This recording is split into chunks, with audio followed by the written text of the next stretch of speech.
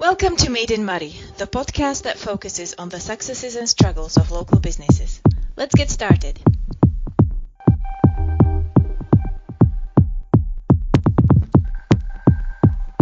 My name's G, I'm your host, and today I'm sitting down with Wayne Robinson, who is the Chief Technical Officer at Hunted Cow Studios in Elgin. Can you tell us a little bit about the organisation? Okay, so we're a game studio. We're based in the north of Scotland. We're the most northern game studio, I think, in the UK, with most of them being based in Dundee. So we're out here in the sticks. The company started off making web-based games, so browser-based. I think it was back in 2003. They made Gothador, Gothic Ages Gothador was the original name, and that was purely web-based. And then they branched off and made Fallen Sword, and that was the big hit that made lots of money in 2005. And then they made some other games, Aldervin, Sigma Storm, Solar Fleet, some other games along the lines. And then recently we've moved more into mobile over the last 5-6 years. Everything's kind of got more mobile-based for gaming, so all our games now are mobile, Android, iOS, with some of them ported to PC. So we've released, in the last year, we released a Warhammer IP game with Games Workshop. So that came out in May of this year. And a couple of years ago, we released our own branded version. That's it. So it started off with computer-orientated games and then moved into the mobile market. Yeah, so we started off with browser-based games. We were one of the first freemium games where you buy things. The game's free to play, but you buy things in the game. So Fallen Sword was one of the market leaders in freemium when that came out. Before it was a big thing, and then but as people have moved more to mobile devices, less and less people have PCs for gaming. People are more interested in gaming when they're sat on buses and things. And 3G got better, and mobile internet got better. The gaming market kind of moved. Especially the freemium market, into mobile apps, so we moved with it.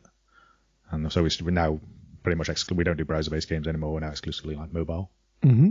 Does that include tablets as well? Yeah. All our games run on tablets, so it's anything, pretty much any device. iOS is like Apple devices, and Android, any Android phone. But then we also, after we've released on mobile, port it to PC generally. So our latest title is going to PC at the moment. That releases next week. And so that's going to Steam, Windows Store, and Facebook Store. So all three are playable on like a laptop or a PC. Mm-hmm. And basically anyone who's got a mobile application can download one of the games. Yeah, they're completely free to download and play. You can play them for free, or you can buy them when we sell you things in the game. Mm-hmm. And how do people find the games on their mobile app? Is it on like a Play Store or something like that? Yeah, it's on the Android Play Store. It's on the iOS, Samsung. There's loads of different Play Stores you can get it from. It's we use a publisher in New York, so we go through a publisher called Tilting Point, who upfront some of the capital for marketing and things. So when Warhammer launched in May, I think there was something like $500,000 they spent in the first month just marketing the game on Facebook and other advertising platforms to get the initial players in. Mm-hmm. And Warhammer is worldwide renowned, I think. Yes, yeah, pretty much. It's bigger in some countries and unheard of in other countries, but a lot of countries it's quite big. So, So what is your work involve on a daily basis within the organization? So I'm in charge of all the technical aspects. So there's the technical teams are split into two. So there's the client team that make the program that runs on the actual device, and then there's a server team which makes a server side backend that does all the multiplayer aspects. So I'm exclusively server side. I came in as server side, and that department was until recently just me. So all the back end that controlled the multiplayer parts was entirely written by me, and I've recently got an assistant to help just because of more games, more workload. Whereas the client team's about 5 or 6 programmers who all program the client, because there's a lot of work on the client side for panels and user interface and art and things. So. Mm-hmm. And did you have a background in gaming or something similar before you came here? Yeah, that's a long story. When I was 12, I started programming. Basically, I had an old Amstrad, started programming on it. Had a book that taught you programming, so I learned from a book. This was before I had internet or anything. So I learned to program in what was called BASIC then. Then I got my first PC and learned to program in QBasic, and I was making little games, horse racing games and a little dungeon RPG and things I made. Just purely for myself. I never sent them anywhere. I just played them myself, made them myself, and worked on them as a hobby. When I was 14 or so, we started playing browser-based games in school. So a few games did the runs through our school until they got banned by our school. So everyone was playing them in lessons.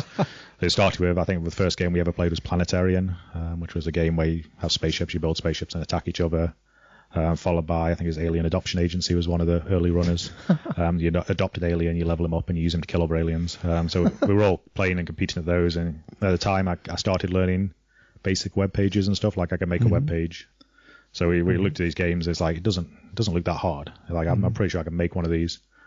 So I made my first game when I was, I think, 13. It was called Gangsters with a Z. It was written in Perl.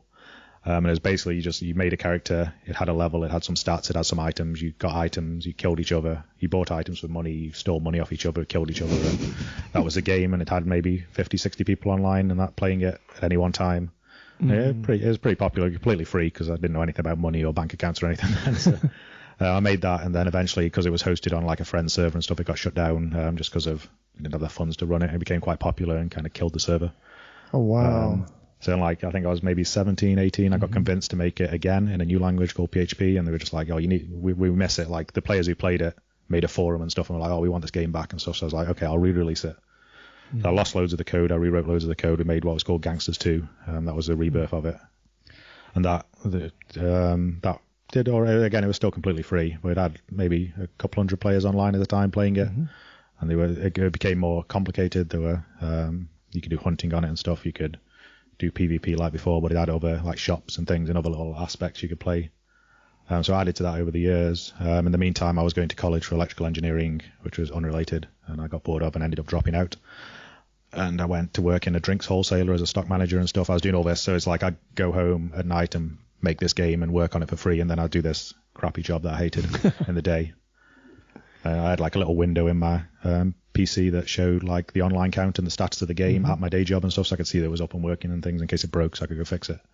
Wow. But it was all completely free, and in the end I hated the job, so I quit. I put on my notice and quit. I was like, I have no idea what I'm going to do with myself now. So it was like a year of I don't know what I'm going to do with my life, basically. I think I might try to do some like freelance web design stuff, but I really didn't like web design and making websites for other people. I just like making my own stuff. In the end, I was just like, I need to make some, like, I've got this thing that people like, I should probably try and make some money from it. So we introduced subscriptions. So it's like you can pay for a subscription and you get cooler, not items, is more like cooler vanity stuff you could dress your character up in and things, and a few special features and perks and things. So that launched, I think it was the day it launched, I made about $5,000. We had 200, 300 subscribers straight away who were just paying to play it. I was like, well, this is good. So we did that for a while. And that's kept me floating for a few years, and then I eventually moved to microtransactions where we'd sell them in-game currency that they used to buy things from the shop. I'm still trying to keep away from the pay-to-win model, just trying to like sell them vanity items and stuff. So that went on for another few years. Kept adding to the game, just working on it from my bedroom. Was never making serious money. I was never making enough to really live on properly. I was definitely on below minimum wage. So that carried on for a while, and it was dying down. I was like, eventually I got fed up of really not having any money and stuff. And I was like, forget whatever I do, I'm going to get a job doing this somewhere. I don't care where I move, because I had no attachments to, I lived in Stoke-on-Trent and Staffordshire at the time. I was like, I have no attachments. So I'll just move to wherever the company needs me to move to. And so it's like a worldwide, I'm going to find a job. The guy who helped me with the server stuff was like, oh, I know there's a studio in Scotland that's looking to hire someone for your position. I was like, you should get in contact with them. So I did. Within like 2 days, I had an interview. I was up here. Within 3 weeks, I'd moved here. They weren't happy with me running the game still on the side because they're kind of in competition. So I sold the game to Haunted Cow Studios for a flat sum and a profit share, and then started working here full time as I think it was a web developer I started as. Wow. One thing that's interesting from my perspective is in the background, did you learn any of the computing through programming information through school, or did you get any business training before you got involved? Yeah, none whatsoever. It was literally from an old ripped up book for the Amstrad that I learned BASIC.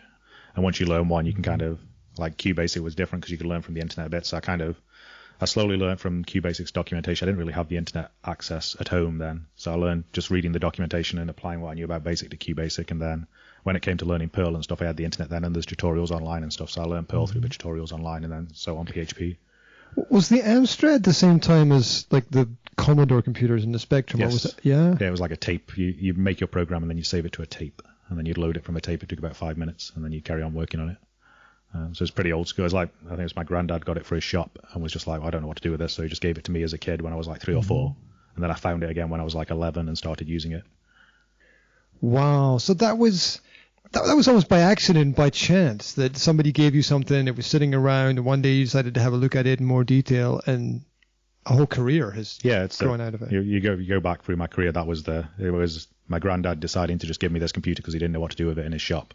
So he just gave it to me. It sat in a corner and got dusty for 4 or 5 years. And one of my mum's friends gave me an old Amstrad book and was like, hey, you can program on this. This is a book. It tells you how to program. I was like, oh, that sounds interesting.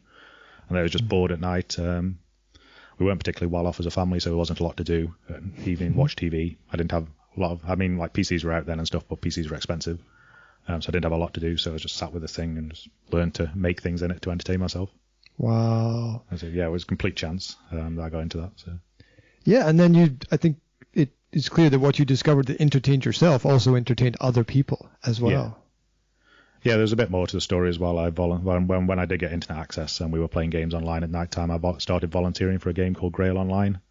And it was just like, I've got a bit of coding knowledge. They kind of let people volunteer and make stuff for the game, so I kind of helped out there. And we made like this entire player world of stuff on there, and that's how I met lots of people. And then when I made the game, I kind of advertised it on that game. I was like, hey, I made this game. Come play it, come try it out. And that's where most of my original players were from, that game, because they knew me through there. Yeah, it's a great example of volunteering and contributing to a system that already exists, and which allows you to make contacts with people and prepares you for the future. Our senior programmer on the client side, he got into the gaming industry by making Unreal Tournament mods, I believe.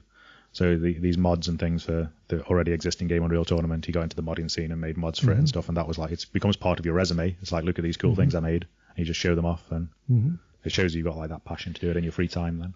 If you're outside of the actual production of the game, can you still add things into the game then? Like these mods that you talk about? Yeah, that's lots of games now support modding. So yeah, you can just, like, Minecraft's massive for it. Like, there's entire modding communities. There's people making a living off Minecraft mods and things. It's just because there's so many players, including my kids. Yeah. But yeah, there's I think it's called Mineplex, one of the Minecraft servers, and it's entirely modded. It's got like Hunger Games on it and stuff, and you can buy currency on it and things, and they're making a living off this, and it's just a mod community. So yeah, there's a lot of, like, you can go and you can Google how to make mods for Minecraft and start playing with it. And it's the same for lots of games these days. So. Do you think that when schools prepare people for careers, they're aware that this whole area exists? I think they're getting more aware of it now. They weren't when I was at school. There was very little like, oh, you need to go get a real job, you're never going to make money from this kind of attitude towards it. But my kids, I mean, they go to the code dojo locally at Murray College. So they all go to the code dojo, they're learning Scratch, and there's courses now at Murray College for game design and stuff, 3D modeling and things that just weren't about when I was younger. Or they were very, like, I think there might have been a course in Dundee, but you had to really search to find it and stuff. It was like, it wasn't considered a career path back then.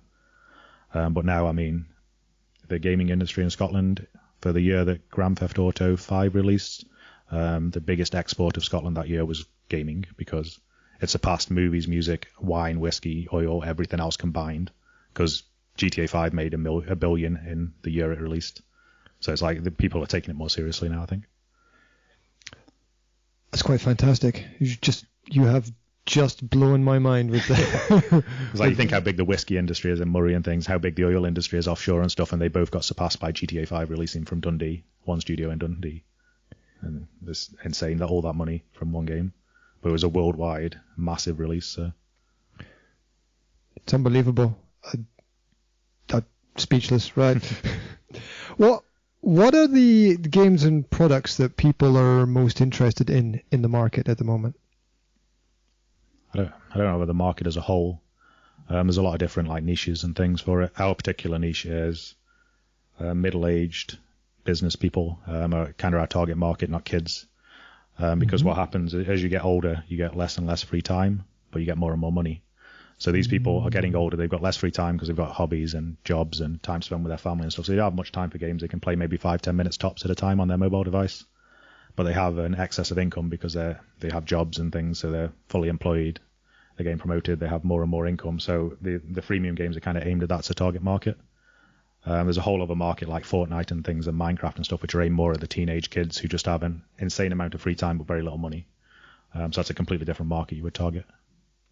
So there are different games targeted towards different age groups. Yeah, absolutely. Yeah. Are there different games targeted towards, say, male players and female players? Yeah. Most of our games appeal predominantly to male players, but there is an ever-increasing female market. There's a load of games from like Homescape, Gardenscape, The Sims. There's a mobile Sims game, Candy Crush, all those sort of games. Those appeal more to female players for whatever reason, generally. And that I think it was Candy Crush was the first game to ever split its gaming 50-50 with male and female players alike. Most games were like 80-90% male at that point. I think it was games like Candy Crush when they came out, all of a sudden they've got 50% players female, which is unheard of. Wow. Candy Crush is a really interesting example because my mother plays Candy Crush and she's 70 plus. Yeah, that's it. It was so successful because it tapped into a market that was previously thought to be unreachable, like the elderly market. Same with the when Nintendo Wii, when that came out, the niche that the Nintendo Wii hit was entirely unhit by any gaming industry before it, because they just all of a sudden you've got these 70-year-old grandmothers sat on their sofa playing Wii tennis with their remotes because they can play it because it's so simple. There's no learning curve. It's like an entirely untapped market, which is why it was so successful in the first place. How is the industry changing with the speed of the development of technology? It hasn't changed that much recently. I haven't noticed that big a change, especially in the last few years. It tends to go with technology tends to move with the console generations. So when we have the PS4 for 10 years or whatever, all the kind of graphical technology kind of sits stagnant. When the PS5 comes out, the graphics will jump up again for the PS5, and all the PC will jump up to match. Because people tend to make games for console and PC at the same time. So on. I mean, it's great that the graphics in our latest game are better than the previous game, just because phones these days have more RAM and they have more CPU and they have better graphics chips. We definitely we can improve the graphics with each iteration of our game, just because hardware's getting better with these new £1,000 phones and stuff. How is the competition with the console market with things like the PlayStation and Xbox? We don't really compete. We compete with all the mobile titles mostly. So we aren't really in competition with, again, it's a completely different market. The teenagers that sit at home playing on their consoles aren't the same people who play freemium games on their phone generally. Like, say, we're the more middle-aged business person market, whereas they're more targeting younger generations with like the PlayStation subscriptions and stuff. Is there a type of phone that's the best kind of phone to play games on? Any of the modern phones are pretty good. They're all. I mean, I'm generally more of an Android person myself. There's a couple of people who prefer Apple iPhones in the office, but generally Android's ahead of the curve for hardware. There's some of the latest. I think it's the Pixel, the Google Pixel, and the Huawei latest one and stuff. They have such good hardware. It's like it's better than some PCs. It's insane the amount of graphical fidelity and stuff you can get. How does it feel to be a manager in this kind of industry, in this kind of region in the north of Scotland? Because I don't think it's something that people expect to be here. I think they associate it more with, say, sunny California, perhaps, than windy northern Scotland. Yeah, it's great. I really enjoy it. It's a pretty laid-back atmosphere in the office. We don't really take like the boss role very seriously in terms of like most businesses. Chain of command and stuff, it's very limited. It's a pretty laid-back atmosphere. We definitely don't have to pay as high wages as California does, because Silicon Valley's insane if you want to live there. It's just, but we market it generally when we're recruiting and things as like, well, the cost of living is so low here that it doesn't matter. We have a problem sometimes that people will glance at like the salaries in London and compare them to here, and it's like, but the cost of living here is so low that you're actually coming away with more money. For an example, one of the developers left here to go work at Apple in Silicon Valley. And he worked out that when he included the rent in Silicon Valley and the things like you don't think about like the health insurance and stuff, he calculated all that into his salary negotiations and said he needed to earn $150,000 a year to break even with what he was earning in Elgin, which is insane. But it's just you're looking at like $2,000 to $3,000 a month just to rent an accommodation in Silicon Valley and things. So it's crazy. It's crazy the prices there. And people forget how good they have it right here. Yeah. That's for sure. What about finding people to employ? What about the skills that young people have? How's that? It's getting better and better, especially like art. Especially we have a lot of in-house 2D and 3D artists upstairs, and Dundee every year, the creative college in Dundee, and that it churns out really high quality applicants every year. So programming is kind of harder to find. It depends on how specific you want. Like a general broad knowledge of programming is quite easy to find, but if you want someone like our latest hire was a server-side engineer, you want someone with that specific set of skills, it can be quite hard to find. Do they need to know about gaming as well? It's a plus. We have hired programmers in the past who've just been programmers, but generally, I think pretty much everyone in the office now has at least an interest in gaming and game design. Do you find your employees playing games? Yes, most of them play games, hopefully in their free time, not when they're working. But I don't think there's any current programmers in the office who don't. I mean, one of our directors doesn't really play games anymore that much, but most of the people actively working on projects actively play games as well. All different types of games as well. Rocket League, League of Legends, there's all sorts of completely different genres than they work on. But they all have their own games they play. Well, I think it will help them understand the needs as well. Yeah. It's part of our interview. It's part of the questions we ask, like what games are you currently playing and stuff. And honestly, if your answer is I don't play games, it's like, well, why are you here? We're a gaming company. We're not just a freelance programmer company. So absolutely. What are some of the biggest hurdles that the organization has faced in your time here? What are some of the problems you've had to deal with? I don't have any major problems. I mean, a few of the titles after release Fallen Sword weren't that successful or as successful as we liked. One of the major problems with our Alderman project was that it ran over its deadline by about 7 years, I think. It was ongoing constantly, more and more levels being added. So they were working on that for years and years longer than they should have done. And if it had released in the market when it was supposed to have been released, it would have been far more successful. But by the time it eventually released, it was too late in the game. Other games had come along. I think one of the major problems we have with new releases is people give less and less time when starting a new game. So back in 2005, when I released my game, finding a new game was like finding gold dust. Like, oh, we haven't played this game before, we'll go try it. And you would sit and you would learn to play it, and you would read the manuals and you'd do the tutorials and you'd ask the other players for help and you'd learn to play these games. Some of them took days, weeks to learn. I know like EVE Online's been out for probably over a couple of decades. EVE Online's been out for ages, and that used to have a massive learning curve. So it's like going in, learning to play EVE Online was a massive investment. It was like taking a college course in a subject you'd never done before. You had to ask questions, you had to Google things, you had to work out all this stuff to learn to play it, and the players would, and they would learn, and they would play, and they'd be invested, and they'd stick around. As time goes on, I think the average last time we did it for a new mobile game, a player will play it for a minute and a half before they decide to install it or keep playing it. So most players coming into a mobile title will play for a minute tops and decide if they are gonna, and if they don't like it, they can just delete it and go on to the next game in the App Store because there's millions of games. So it's like the initial investment is so low, you have to grab their attention so quickly to get them to stick around. It's like you almost have to throw all your coolest features at the player straight away in the tutorial and be like, look at all this cool stuff we've got, because otherwise they'll never see it. And if you have a slow-paced tutorial or anything like that, you'll lose so many players just to, oh, this doesn't look very fun. So trying to just get people to stick around long enough to see what your game is becomes harder and harder, I think, as time goes on. Just amount of competition.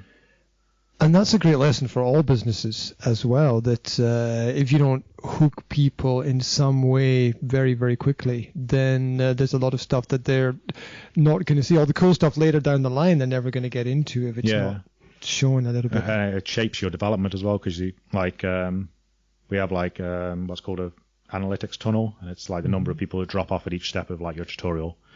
So like straight away you'll lose 30% of people on the loading screen because they won't wait for it to load. They'll just delete it, like it's taking too long, we're gone. So things like that.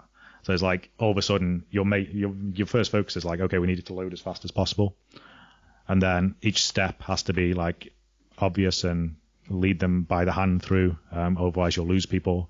And so it's like you want to make these really cool end game features for your players who've been playing for 5 years and are kind of getting bored because they've been playing for 5 years. So they're naturally getting bored. They want more features to play. But it's like the time you invest in that is so worthless in the long run, because you're losing 50% of your players in the first 5 minutes. So much of the development happens for like the initial player. It's called first player experience. First time user experience, it's called in the analytics. You have to focus so much on it just because it's so important, and you're kind of neglecting these later game features at the cost of it. So you'll find lots of games that come out these days have really cool first 10-minute play, 20-minute play sessions are really awesome and they look amazing, and then slowly as it goes on it gets worse and worse because less time's been invested down the line. So true of so many games, I imagine. Yeah, it's a running theme now, but it's what they have to do, because the initial if you can improve the initial in like people sticking around by 5%, that's worth so much more than in the 7-day user experience or whatever down the line. Yeah, just to emphasize a point, you said around 50% of potential clients you lose in the first 5 minutes, something like that. It's even more than that. I think if we recruited 100 players, I think it's it's called day one retention. So the number of players that come back after the first day of playing our game is 25%, and that's good for the industry. Wow. So yeah, if you install a game and you come back on day 2, then you've been retained for 1 day. And the target was I think 30%, 25%, 30%. Very few games. There are games out there like Candy Crush that get something like 50% or something really high, generally because people coming into Candy Crush know exactly what they're going into. They know they want to play, and they're playing it for that. So there's no misunderstanding, this isn't the type of game I thought it was. But yeah, anything above 20% is considered good for day one retention. It's that means 80% of the players you pay to get to come and play your game aren't there on day 2. It's also fascinating the perspective that people look to recruit players. It's a very interesting use of language there. Yes, recruiting a player, getting a player to install your app costs currently in the industry about $10. So if I want to pay for you to come and play my game, it costs $10. And after 30 days, only 5% of the players will be there. So that's 10 times 20 per player that's there after 30 days. So all of a sudden, players are incredibly expensive if you're directly marketing them, which is an ongoing challenge. It's been a challenge since I think Zynga released Farmville back in Facebook, and Zynga had infinite money from Farmville, and just the price of getting players to install the game went up and up and up because Zynga were just paying insane amounts per player just for playing the long game, trying to get as many players into their apps as they could. There's a lot of strategy in there for sure. Who's your competition in the market? Everybody, I think. Anyone who's making free-to-play games. Our current genre is called Build and Battle. So we make build and battle games. But our companies are maybe 20. I think we're at 22 employees now. There's companies out there like Plarium who have 3,000. So they're much faster at making these games. They can put a lot more content into them and stuff. So those would be the big competitors in this particular genre. What is it that you enjoy about your work? I think mostly the problem-solving aspect. I quite like fixing problems, optimizing, fixing things that are broken. But I also like designing systems from the ground up. Like I said, when this project started, I was the only server-side developer. So my brief was pretty much, we need a server-side for a build and battle game, and that was it. So there was no direction as to what to make it in, what language to use, what databases to use, how to set it up. It was kind of just like an adventure of, okay, well, I'll try and do this. And it's a lot of freedom. So although this isn't the game I would choose to make in my free time, this was a game that I was asked to make, but apart from this is a game we're making, there was no real direction on how to make it, so I got to do it all myself, decide the best ways to do it, experiment. So I really like that aspect of it. There's a lot of freedom. You don't get that freedom in a lot of jobs. A lot of even freelance companies and stuff. It's a lot of the customer wants this particular font for this particular website, and whereas this is just very open and we just need this, which is quite good. And being in the management as well, you're involved in a lot of the game design meetings and stuff and choices. So some of the systems were designed by myself as well and things. So I think a lot of people enjoy that aspect. We tend to pull a lot of the programmers into the game design meetings, just so they can have their say about how they think it should work and stuff. So that's nice. What do you not enjoy about what you have to do? A lot of it becomes quite, I think on a day-to-day basis, quite a lot of your time's taken up by mundane activities. Things that aren't mentally challenging, but need doing. Because again, if you're the only server-side programmer, the buck kind of stops with you. If it needs doing, you have to do it. So there's quite a lot of mundane stuff. I find as management emails taking up more and more of my time and things like that, things that aren't as much fun as the actual programming. I think that happens to most people as the company grows and the games get more complicated and you get more staff. The management activities tend to take up more and more time, and the actual doing the job tends to take up less and less, I think. How do you stay informed or keep up to date with changes in your industry? I think that it's an industry that we're all part of. We all play games. We all download the latest games. Some people play, I said, League of Legends, Rocket League, play World of Warcraft. There's loads of people in the office who play different games, and we kind of keep on top of that stuff. Technologically, it's just as news articles and things. You just read news sites. You read for our server side's in PHP, so I read the latest patch notes in PHP constantly and see what's changed and what they've improved, and we update, and then our game itself is made in Unity, which is free to make games in. And Unity is constantly updating. They recently released like an entire overhaul to some of their systems, and we've just updated, so there's a lot of learning on the new systems and stuff, but they're all improvements, so it's better and it's easier. What is it that people don't know or don't see about the work that you do or the work that the company does? Because obviously clients, customers, people playing the games are only going to see the front side of things. Yeah, there's a lot of that in terms of, as a running joke as a programmer, that if everything works properly, nobody notices. It's only when things break that you get any real feedback. So it's only when people don't like things that they're the loudest. So it's like no one jumps onto our forums and is like, I really love this new feature. It's great. Well done. Like so few people do that. It's always just like, I hate this new thing. It's horrible. Change it back. Because they're far more vocal about things they dislike. With the server side and stuff especially, it's like if a server side's all running smoothly, like if you sign up and play World of Warcraft and it's playing and there's no lag and you can play, you're happy. You don't give any thought to the thousands of Blizzard employees that are currently keeping those servers running constantly. Like our game has 100% uptime pretty much, but it's not just a case of setting it up really stably. You have to have redundancy in the systems. You have to have backup servers ready to take over. When the main database goes down, the backup server takes over, and the players don't even notice it, even get disconnected.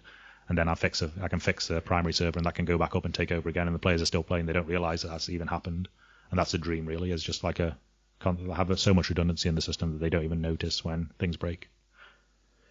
It's quite amazing that kind of, how can I describe it, problem is even not noticeable on the client side. It's quite amazing that a company can develop systems to get to that level where there can be an apparent complete breakdown somewhere, but it's so well covered that nobody notices. Yeah, that's a modern age with computers. Software's got better at things like that.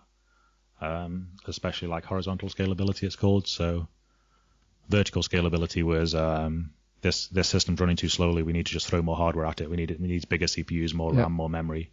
Horizontal scalability is this server's running slowly. We need more servers. So we add more servers, and you can do that seamlessly, and you can take servers down and put them up without the actual main system going down. So we do that a lot. When we launched the game, it scaled horizontally based on number of players online. So as more and more players came in, it just automatically made more servers in the cloud, as it were. So these servers would come online and start accepting new players without any human interaction. And then if one of those falls over, the players get migrated away from the broken server onto other servers, and they don't notice. And that's just a modern thing. Like 10 years ago, that would have been unfeasible, because you had to actually buy servers and put these physical machines in data centers to host games. But these days, everything can be hosted in virtual machines on the cloud. So it's a lot more flexibility for fixing problems without needing humans to do it. It's all quite incredible. What about businesses that you partner with? Because it's a technological-based business and industry. Are there people in other places in the world? Yeah. So we do the development, which is the programming, all in-house. The server side's all in-house. Most of the 2D artwork and user interface are in-house. Just because they're complicated systems. We need like that person to be here so we can talk to them. And the 3D models were done outsourced by a company. I can't remember the name. We outsource the 3D. So we send like the Games Workshop miniature, which is a small plastic model, and we send pictures of it to this company. And it's like, we want this in 3D animated. So they'll make it and they'll paint it and they'll animate it and they'll send it back to us and they'll charge us per model. So that was outsourced. The music, Games Workshop require that you make custom music for your games, so you can't just buy it from SoundCloud. So we did a worldwide search for a composer. Like, we need digital music. We need a composer who's good and makes good music, and we'll pay them to make the music. We got a guy in New York who wanted lots and lots of money for very bad music. So we found him. We had like 200 applicants, so we went down the list, and basically all the management listened to all the SoundCloud links and everything on the list of about 200 artists, and we all kind of settled on this one guy we kind of liked. So like we had the meeting, we're like, we all kind of like this guy. His music seems pretty good. We should like get him to do it. And it turned out he lived in Bucky. Of all the worldwide search, we found a guy in Bucky. So we just emailed him and were like, just come into the studio, I guess. You live close enough. So he came across, and he's made all the music for Warhammer from Bucky, and we paid him per track. And it's really good music. And then the other outsourcing is all the kind of like the running. So like the customer support is outsourced. So if you put in a ticket in the game because you've got a problem, that goes to our customer support that's outsourced. The publisher in New York deals with all the marketing, user acquisition, social stuff like our Facebook page. That's all managed by our company in New York. We partnered with. They're our publisher for it. So they manage the social pages, they manage the Discord, the Reddit, all that kind of stuff, and the actual player problems, and then they invest funds into user acquisition. And then obviously we're partnered with Games Workshop, who get the final say on everything because it's their IP, so they get to say everything has to be run by them and they have to sign off on everything. So about the music, you searched the whole world for somebody to provide music for the games, and the person that you found just randomly happened to be like 5 to 10 miles away. Yeah, we didn't know who he was. All we had was a list of names and some SoundCloud links, and we looked down them, and we all liked the same guy. it was kind of crazy. But yeah, he's fantastic. Like, you listen to some of his music on his SoundCloud, it sounds like the music in like Pirates of the Caribbean and stuff. Mm-hmm. It's like that kind of level of composing. You're just like, this could be in a motion picture, and you wouldn't even notice that it was any worse than the stuff that they put in motion pictures, and it was just some random guy sat in Bucky with his little studio doing it. It's like, yeah, wow, small world. Yeah, smaller and smaller every day. Yeah, quite incredible. If you could wave a magic wand, change one thing about your work or your industry to make it maybe better or easier, what would you change? Ideally, just the cost of getting players in. It's so expensive these days to get players to see your game, to get them to tell them that your game exists. It's like there could be thousands of players out there who would love our game if they played it, but they've just not heard of it because marketing has its limits. The Play Store and the Apple Store are really competitive. We occasionally get featuring through Google and Apple and things, but it's really hard to get your game out there these days. You see like games are made. I think it's Flappy Bird made like 200,000. There's just a random guy who made it as a that kind of thing. That's just lottery. That's just a luck. So if you're just making like little games like that and you make it big through that, that's just luck. It's just a lottery to win. Like some random Twitch streamer will find your game and play it, and loads of people end up playing it because of it. And it's to actually get a successful game consistently as a studio is quite hard. Most studios will release 10, 20 games and only get 1 or 2 successful out of them. So. Oh, that's quite incredible. So you 10 to 20 games and only 1 or 2 will be successful. Yeah, so there's a company called Supercell who make Clash of Clans, Clash Royale, and Boom Beach. They're 3 successful titles. So what they do is they're called Supercell because they're based in cells, which are small, like 5 to 6 people developing a game in their cell as it's called. And they'll make the game and they'll test it and they'll show it to their friends and they'll test it and they'll keep making them. They've got loads of these cells making them. And then they release the games in Canada and only in Canada. So if you look at Supercell's release history in Canada, they've released 40, 50, 60 games. The rest of the world, they've only released 3. So most of those games failed. They didn't reach up their potential. They didn't take off. They weren't fun enough. So most of them got scrapped. Next project, do the next one.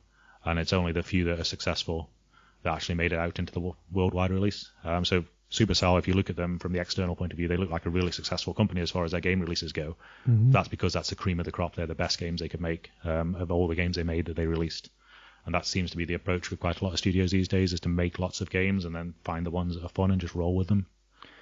And I think that's probably something that can be applied to a lot of industries as well, where you don't know quite what the client is going to be looking for. So you're going to make a variety of different products and then learn as you go. Yeah, from a studio perspective, that's kind of the way you have to go. If you're just a solo developer running from your bedroom making a game, you should just do something that's specifically niche to you, that you like, a genre that you like, and just hope that it hits that audience. That's how like games have been successful, like Dwarf Fortress and things. Are just these like tiny niche games that are incredibly complicated, hard to understand, but they just appeal to a certain small group of people, and that's enough. If you're just one person making a game, that's enough. You don't need to have a worldwide success to make money. So I mean, your game can make £100,000 in a month. If you're one person, that's great. That's a really happy living. If you're a massive studio with 200 employees, then you're kind of like, that's not enough money to pay all my wages. So you have different goals depending on what you're making. So it's definitely better to aim niche if you're a solo developer. If you're a studio, you have to try and aim as broadly as possible and get as many people on board as you can. I hear a lot about Twitch. How does that figure into the gaming market? There's a few people at the publisher that are Twitch streamers. We have a Twitch stream for Warhammer where they'll just go on and they'll give prizes away and they'll show the game off, all the latest features and discuss the latest patch notes and things, and it seems quite successful. We also have a term I hate called influencers, but it's like people who have Twitch streams already, and it's like it's not even normally as directors paying them. You'll send them an early copy of the game, or you'll give them some stuff in game and be like, hey, go try this out. And it's just a kind of mutual thing you have with streamers and things who make YouTube videos. It's like, hey, go try a game out. We'll give you this stuff, and you can try it and say what you think. And so it does fit in quite well to the social marketing aspect. If there are some people who are interested in getting involved in this kind of business or working for a company like this, what kind of advice would you give to them? I think coming into this industry, it's different to a lot of industries. The most important thing for programmers and artists alike is having a portfolio of stuff you've done.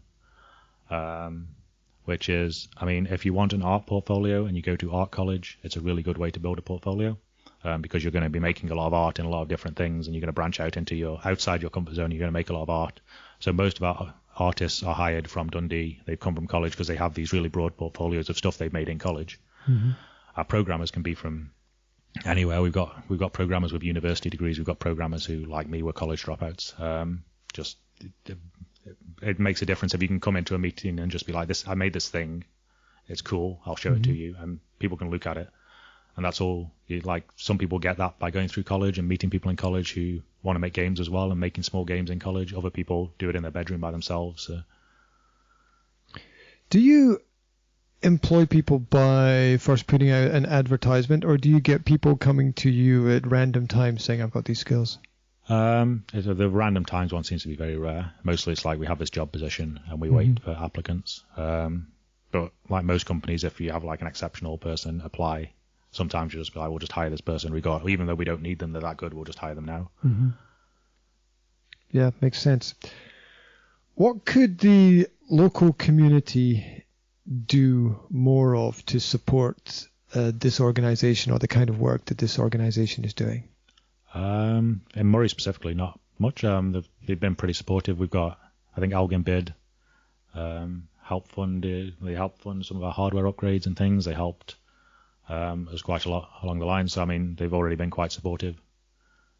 So yeah, I don't really have any complaints about how we're supported locally, I guess. Is there any kind of conference or exhibition or event where people can show what it is that they're doing? Not greatly. We go to Gamescom and things that goes around the world, but that's mostly major publishers and things showing off their work. Is there something in Scotland? Is there any big exhibition of games? Not that I've been to personally. I'm probably the wrong person to ask because I don't go to that many conferences because I have quite a lot of commitments here. There's a few people in the office who go off to the conferences more. We run the Moray Games Jam at the college once a year in March, which is a weekend where people can come and make games, and there's prizes like studio tours and come in and visit the studio and stuff. And I think we published some of the games we've won in the past. So that's a fun way to... What's that called? Moray Game Jam? Games Jam, yeah. So it's in March-ish each year. So it'll be, I think it's Friday to Sunday, so it's 3 days. They come on the Friday with their PCs. They set up upstairs in Moray College. They stay there for 3 days. They sleep in the college. I think they get pizza in from Domino's on a Saturday and stuff. And so it's free entry, free accommodation because it's funded for by Moray College. So it's basically a 3-day event that's free. And you make a game over 3 days. There's an abstract theme. It's a really broad theme. You go anywhere with it. And there's both computer games and board games. So some people make board games, some people make computer games. So teams will normally be like a few programmers or one programmer and a few artists, and they'll make a game in 3 days. And then at the end of the 3 days, there's like an afternoon of gaming where all the people will set up their games, and kids and stuff will come in from the local area and they'll play the games, and then a winner will be decided by the judges. But that sounds fantastic. Yeah, it's good fun every year. We go to it most years. It's been growing and growing. But yeah, there's games jams all over the country. You can go to. It's just one of them. I think ours is probably the cheapest because a lot of them you have to pay to enter, and this is free and that. But yeah, it's really well provided for by Moray College. Oh, nice to hear. That's nice to hear. Changing pace, and on a personal level, if you could recommend a book that everybody should read, because maybe it means something to you, or maybe it would be helpful to other people, what would you recommend? Just any book. Any book. Like a factual book or a fantasy book, or it's like I read quite a few books, but some people read more, some people read less. It's just maybe something personal that means something to you. It could be related to business, or maybe not. purely from like a life perspective. I mean, Jordan Peterson's book, The Rules for Life, I can't remember, was it 13, 12 Rules for Life or whatever he released? 14. 14. I don't know, maybe I'm wrong. There was a certain number of rules for life he posted, which was a really insightful look into psychology and stuff, and I really like that. On a day-to-day basis, I tend to listen to quite a few podcasts. I'll listen to some Joe Rogan stuff, but I listen to Sam Harris as well and Jocko Willink's podcasts while I'm working and things. And Jocko released a leadership book, which is fantastic. If you ever want to work in management or anything like that, Jocko's, I think it's called Extreme Ownership, was the first book, and he's done Dichotomy of Leadership and stuff after that were really good books. In terms of like personal development and stuff, they were fantastic. In terms of just like enjoyment and stuff, I like reading Brandon Sanderson's books, fantasy books. He's got some fantastic series.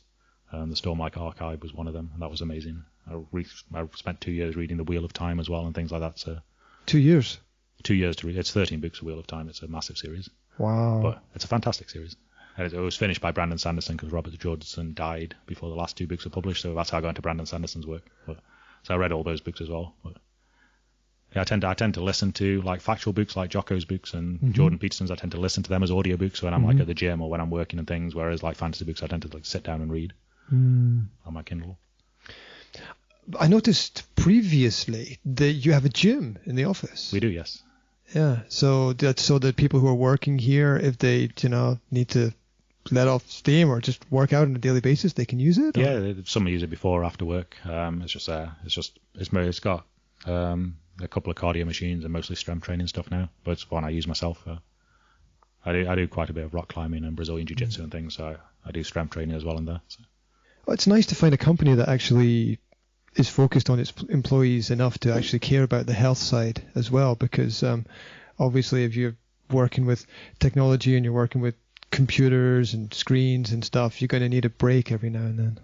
Yeah, it's especially in the creative industry. I mean, there's a running joke that like if you have a problem in your code and stuff, you won't solve it when you're sat looking at it. You'll solve it when you're in the shower later or something. You don't solve it consciously. It's the subconscious that solves it later. So a lot of problems get solved in the shower in the morning, or like a recent problem I had got solved in the drive home from work and stuff like that. It's just typical. But yeah, it's almost like you need to be able to switch off to be able to solve problems. So that's kind of accommodated for, I guess, in this industry quite a lot. Yeah, what's that saying? That the type of thinking that it takes to create a problem is not the kind of thinking that you need to use to solve the problem. Yeah. Well, something like that. The solutions to the most complicated of problems just come to you randomly when you're doing something else, generally. That's been my experience.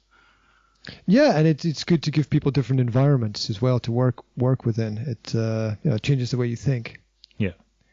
I think. What was the last piece of music that you listened to? I think I was listening to a lot of like alternative rock at the moment, so like Thrice, Social Distortion, things like that. I've listened to all genres. I've got a country playlist of loads of like Willie Nelson and stuff on it. I've got electronic playlists with drum and bass and things on it, so it depends. I think we've even got a metal playlist of like metal music, so I'm all over the place with my genres of music. It depends what I'm listening to at the moment. Yeah. Variety is the spice, right?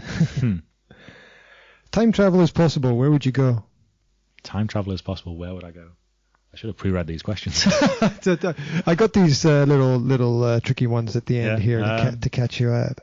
It's kind of cool to go into the future. I mean, technology is going so fast. Where will we be in 100 years if we're still alive? As humanity as a whole, I don't know. Keep taking the pills, you'll be fine. Okay. Can't tell if it's getting worse or better at the moment with Brexit and other things, but yeah, it'd be kind of cool to see where we're going in the future. I think more than where we've been in the past. Mm-hmm. Your business is on fire. You can only grab one thing on the way out. What do you take with you? I wouldn't grab anything because I'm an on-call firefighter, so I'd have to run to the fire station to get the fire engine. So I'd leave everything behind. But yeah, I'd definitely grab my laptop because I work on a laptop and all my stuff's on it. So that's going with me regardless of fire safety guidelines about grabbing things. Wow. I want to be really respectful of your time today and say thank you very much for allowing me to come into your studio and to have this chat. It's been really insightful. Where can people find out more about what it is that Hunted Cow Studios do? We've got our main website, huntedcow.com. It lists all our games and things. We've got a forum we chat on. We're quite active on Discord these days. You can jump in and chat to us there. We're our official Discord channels per game and stuff. But yeah, pretty much. Super. So thank you so much, and I wish you all the best for the future. All right, thanks.